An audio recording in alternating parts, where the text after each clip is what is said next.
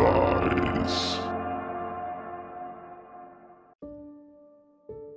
Thinking long and hard about this doesn't do me any good. There's nothing left that can help me.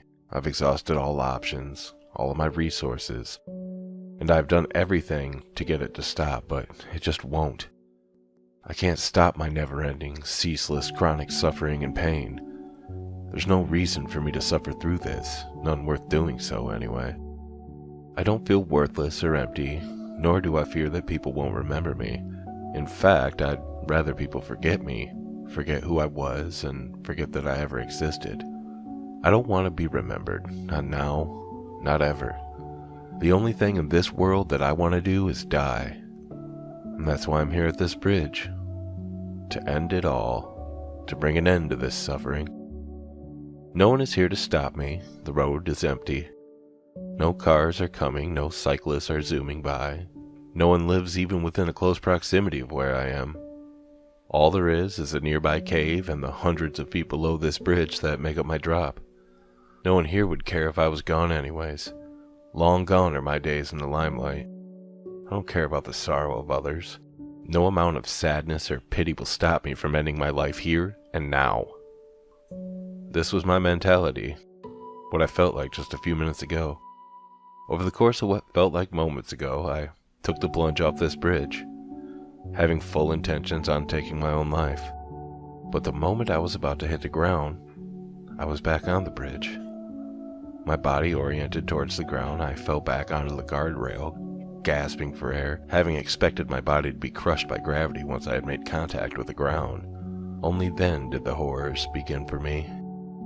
From the cave nearby, I began to hear an echoing voice calling out to me. You're looking a bit pale there, kiddo. My neck nearly popped as it snapped in the direction of the voice. What you doing up there? You look like you're close enough to fall. What you doing, champ?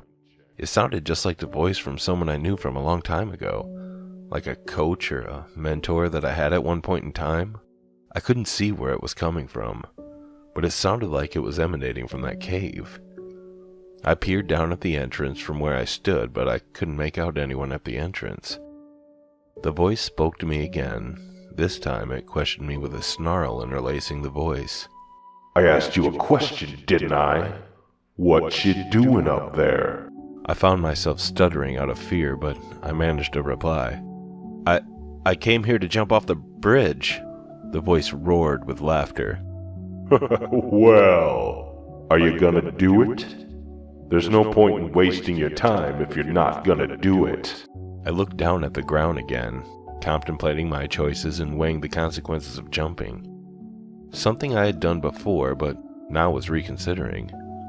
The voice, whatever it was or whoever it belonged to, it made me start to reconsider my initial decision to stand up on this bridge. That was until it changed its tune.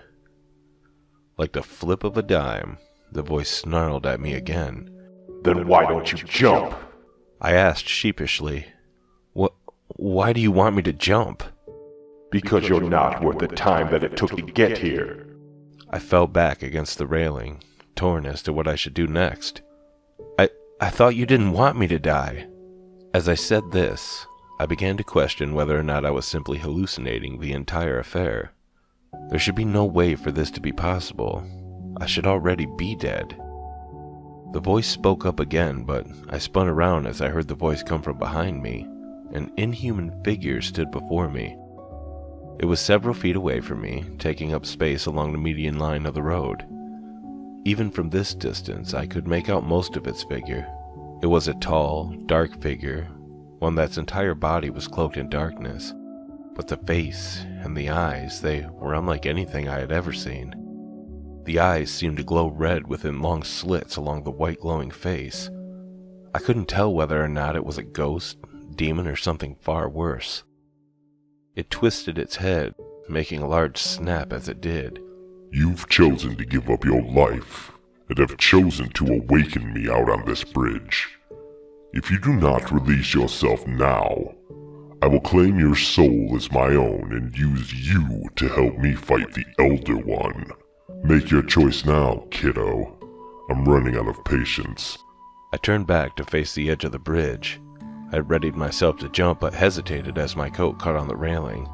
I turned around and saw the figure take a step forward and fell off the bridge as the edge of my coat ripped. I was back up on the bridge again, only this time, the part of my jacket that ripped was still there on the railing where it tore during my last fall. The figure laughed at me once again. Don't you get it yet, cool cat? You've got to give up your soul and let go of all your lives. I didn't understand this madness at first when I took my first jump, but now it all made sense. I had a number of lives I had to make it through before I could truly die, and this thing wanted me dead, but with the threat of a possible fate worse than death on the line, I had to try to escape. I tried to run left, but the figure materialized itself there. I turned around and the figure was facing me again at the exact same distance on the other side of the bridge. I tried to run to my vehicle, but the figure, in a bout of inhuman strength and power, managed to throw the vehicle off of the bridge. There's no escaping this. Whatever this thing is, it wants me either to die or to claim my soul. I haven't figured out which one could be worse. I'm writing all of this down now in hopes that perhaps someone will be able to figure out what's happened here, and that maybe my death will play into something bigger than myself, something that actually means something and can help others. There are greater powers in play that I have no knowledge of other than those at play in front of me. If I'm going to die, I want to die on my own terms and not become the tool of the figure facing me. This will be the third jump. Hopefully this will end sooner than I expected to. I took a fourth, came back the same way. The figure started to emit voices that surrounded me from all angles. Your soul will help me fend off the Elder One. Join me in your final slumber. I'm not going to stop writing down how many times until I stop. The figure keeps growing closer. Each jump causes my surroundings to grow darker. If I'm going to die, I want to die on my own terms.